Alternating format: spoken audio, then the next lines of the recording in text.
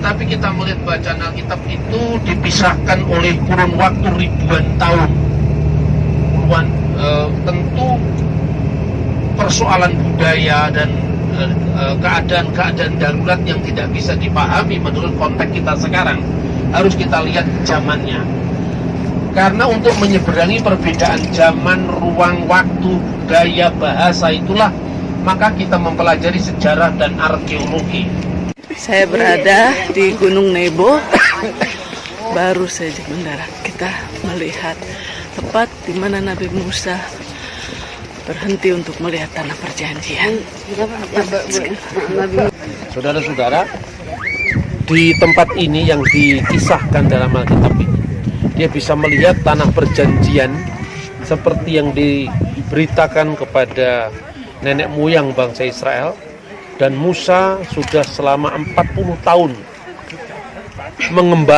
pengembaraan di perjalanan dari Mesir menuju ke tanah perjanjian. Tetapi sampai di sini di mana dia bisa melihat seluruh tanah perjanjian itu. Tetapi kenapa Musa tidak boleh memasukinya? Kenapa Musa tidak boleh memasukinya? Apa gara-gara karena kesalahan yang mungkin di mata kita kecil? Jengkel, dia marah, memukul bukit batu yang dikenal dengan peristiwa Meribah. Kemudian Tuhan tidak membolehkan Musa memasuki tanah perjanjian. Bukan sekedar itu. Kalau Bapak Ibu membaca, sebetulnya ada dua kisah dalam Alkitab. Satu yang dicatat di dalam kitab yang berbicara tentang Masa dan Meribah. Lalu yang kedua, Meribah yang ada di Kades, yaitu di wilayah ini. Pada peristiwa pertama itu, begini, ada dua kata Meribah dalam bahasa Ibrani, tetapi Septuaginta, yaitu Alkitab dalam bahasa Yunani, kata Meribah yang ada di Yordan diterjemahkan itu sebagai tempat mencobai. Ya, karena apa? Di mata Tuhan sebetulnya Musa melakukan kesalahan. Kesalahan apa? Ketika orang Israel melihat orang Israel dia bersungut-sungut. Di Mesir kita hidup enak. Ada air, ada buah-buahan, ada makanan. Lalu ketika Tuhan membawa kita ke sini, di sini tidak ada air, tidak ada makanan. Lalu kita mau dibawa kemana? Marahlah orang Israel. Lalu Musa mengatakan kepada orang Israel yang sedang bersungut-sungut itu, dengarkanlah hai orang-orang durhaka.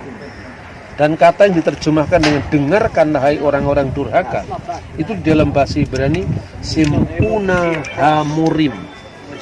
Dengarkanlah wahai orang-orang pemberontak, dengarlah wahai orang-orang durhaka. Apakah kami harus mengeluarkan air dari bukit batu itu? Hai orang-orang More, orang-orang durhaka, apakah kami harus mengeluarkan air dari bukit batu itu? Itu dalam kitab Bilangan pasal 20 ayat 10. Siapa yang mengeluarkan air? Musa atau Tuhan? Siapa yang buat mujizat? Musa atau Tuhan? Itu kesalahan yang paling serius. Kamu telah melanggar kekudusanku di depan umat Israel. Jadi di mata Musa yang memberontak adalah orang yang bersungut-sungut tadi. Tapi di mata Tuhan Musa lah yang sesungguhnya pemberontak. Karena apa? Dia mencuri kemuliaan Tuhan. Dia mengatasnamakan bahwa haruskah kami mengeluarkan air? Yang membuat mujizat itu bukan Musa, tetapi Tuhan. Gara-gara kesalahan itulah Musa dianggap oleh Tuhan kesalahan yang sangat serius, melanggar kekudusanku di depan umat Israel, dan dia hanya boleh melihat, tidak boleh memasuki. Matius pasal 5 ayat 21 dan seterusnya itu berbicara tentang Yesus yang berbicara, kamu telah mendengar hukum yang ditulis oleh nenek moyangmu, jangan kamu membunuh, siapa yang membunuh harus dihukum. Tetapi aku berkata kepadamu, setiap orang yang marah kepada saudaranya harus dihukum. Dan siapa yang berkata kepada saudaranya, hai kafir, harus diserahkan ke mahkamah agama. Dan yang mengatakan kepada saudaranya, hai jahil, harus diserahkan ke neraka yang menyala-nyala. Coba kita renungkan. Kata jahil dalam bahasa Indonesia itu artinya tidak seserius apa yang disampaikan dalam teks bahasa aslinya. Kata jahil itu seperti usil, padahal bukan itu maksudnya. Mungkin lebih dekat dengan bahasa umat Islam, jahiliyah. Jadi di situ ada pemberontakan, kebodohan, tapi pemberontakan, perlawanan terhadap Tuhan. Dan itu di dalam teks bahasa aslinya juga digunakan kata more, persis sama dengan dosa Musa yang dicatat dalam Bilangan pasal 20 ayat 10.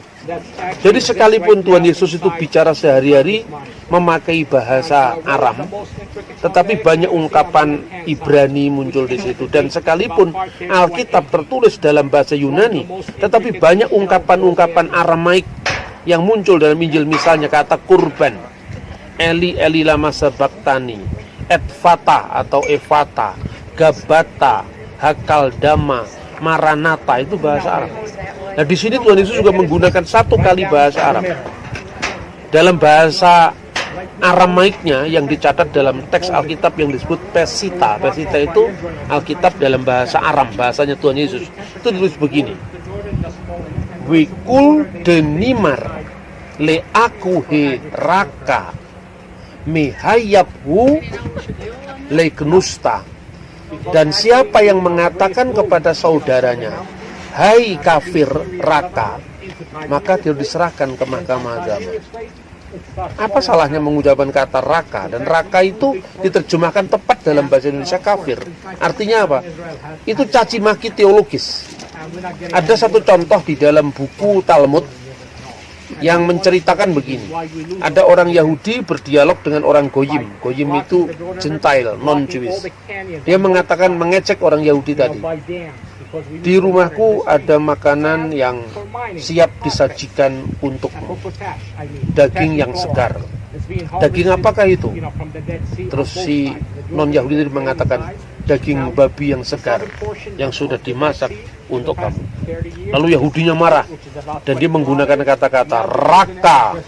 Tidak sepantasnya orang Yahudi makan bersama orang kafir seperti kamu.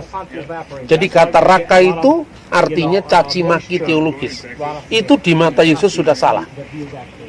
Barang siapa mengatakan kepada saudaranya kafir, dia diserahkan ke mahkamah agama. Karena apa? Seorang yang mengkafir-kafirkan orang lain itu sesungguhnya mengadili keyakinan orang itu. Dan itu awal dari tindakan kekerasan. Pertama, kekerasan diawali apa? Kekerasan verbal, kekerasan omongan yang dimotivasi oleh pandangan teologis bahwa kamu tidak boleh hidup karena kamu salah. Padahal yang menilai salah atau benar itu hanya Tuhan. Nah sekarang ini kata kafir itu di Indonesia menjadi kata yang sangat politis. Yang tidak setuju dengan pilihan presiden tertentu kafir gitu loh. Itu sebetulnya sudah diantisipasi dalam Alkitab. Pertanyaannya sekarang, apa hubungannya kafir dengan pembunuhan? Siapa yang membenci saudaranya harus dihukum. Membenci yang terus-menerus itu gampang sekali jawabannya. Karena kalau kita belajar kitab undang-undang hukum pidana, yang namanya pemberatan pidana, sanksi pidana itu kan karena niat batin yang jahat kan. Kalau misalnya seorang tidak berniat merampas nyawanya orang lain, dia kena pasal 338, pembunuhan biasa. Tetapi kalau di situ ada perencanaan, berarti dia memiliki suasana batin, niat yang lebih jahat ketimbang sekedar membunuh. Membunuh karena spontanitas, tujuannya memang membunuh, itu pembunuhan. Tapi kalau Anda gregetan, tidak berniat membunuh, nempeleng orang, orangnya punya sakit jantung, kemudian mati, itu penganiayaan ringan yang menyebabkan kematian. Kalau Anda menganiaya, tidak ingin membunuh, tapi orang itu mati, penganiayaan yang menyebabkan kematian.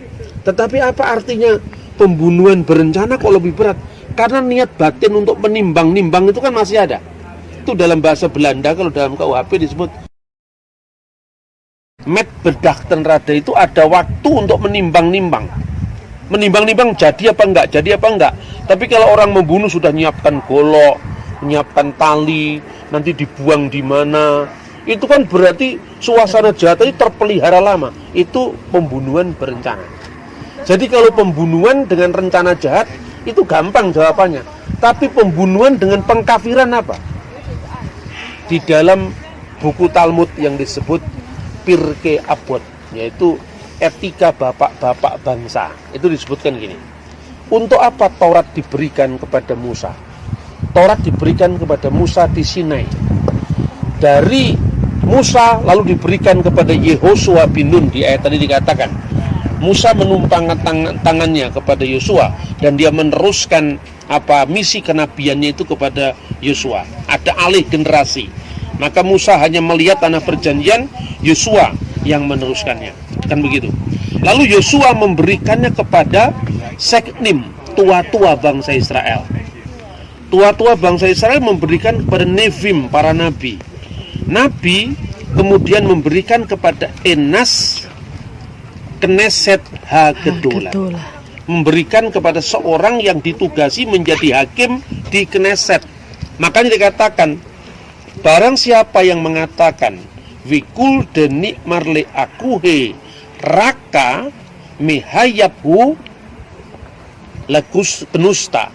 Barang siapa yang mengatakan kepada saudaranya kafir, dia diserahkan ke kenusta. Kenusta dalam bahasa Arab itu Kneset. Kneset itu artinya mahkamah agama. Dalam bahasa Ibrani modern Kneset artinya parlemen. Tapi dalam konteks Alkitab Kneset itu adalah mahkamah agama. Di mahkamah agama itu berat diadili.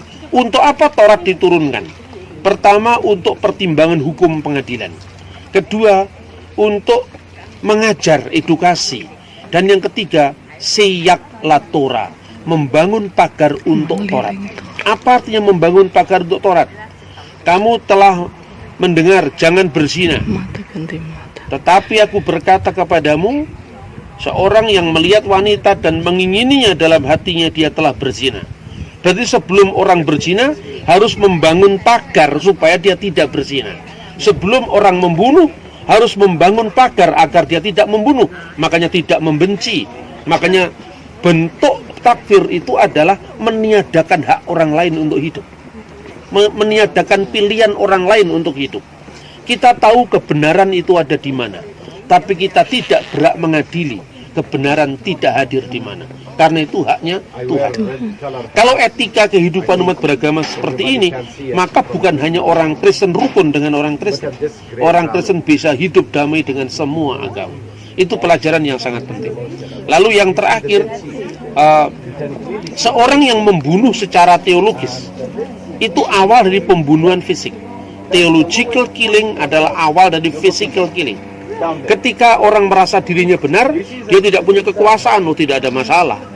Tapi begitu orang menganggap dirinya benar, orang lain itu masuk neraka semua dan dia punya kekuasaan tangan di pedang yang tidak sesuai dengan saya bunuh. Itulah sebabnya itu adalah hak Tuhan. Maka yang kedua, kalau yang pertama Yesus menggunakan kata Aram Raka, yang kedua Yesus menggunakan kata Ibrani More, dan kata itu yang muncul di dalam Kitab Bilangan pasal 20 ayat 10. Sim'una hamurim, dengarlah kami hai orang-orang durhaka. Di situ hai orang-orang yang merampas hak Tuhan, yang mencuri kemuliaan Tuhan. Dan bentuk yang dilakukan Musa apa? Haruskah kami mengeluarkan air dari bukit batu itu? Itulah sebabnya melalui pelajaran Alkitab yang sudah kita baca hari ini, bagaimana kita menerjemahkannya dalam kehidupan gereja, kehidupan bangsa dan negara yang lebih luas, tetapi juga tidak kehilangan sikap dan jati diri kita sebagai seorang yang beriman kepada Tuhan. Inilah pelajaran tentang Musa, orang hebat, usianya 120 tahun ketika dia dipanggil Tuhan. Kuburannya tidak diketahui sampai hari ini, sebab jangankan sampai orang hebat yang berfungsi untuk bangsa Israel, sapi betina pun disembah. Tuhan menghindari agar tidak terjadi pengkultusan terhadap Musa. Makanya mayatnya tidak diketahui sampai hari ini. Tapi pelajaran kedua, sehebat apapun Musa, ternyata dosa itu sangat serius di mata Tuhan. Apalagi kita. Betapa besar jasanya Musa terhadap Bani Israel. Tetapi karena kesalahan yang dianggap serius itu, bukan hanya karena dia jengkel, Tapi dia menganggap kebenaran itu miliknya. Hak mujizat itu miliknya, padahal dia hanya alat. Kita ini hanya alat. Kita bukan pemilik semuanya itu. Hanya Tuhanlah yang wajib kita muliakan.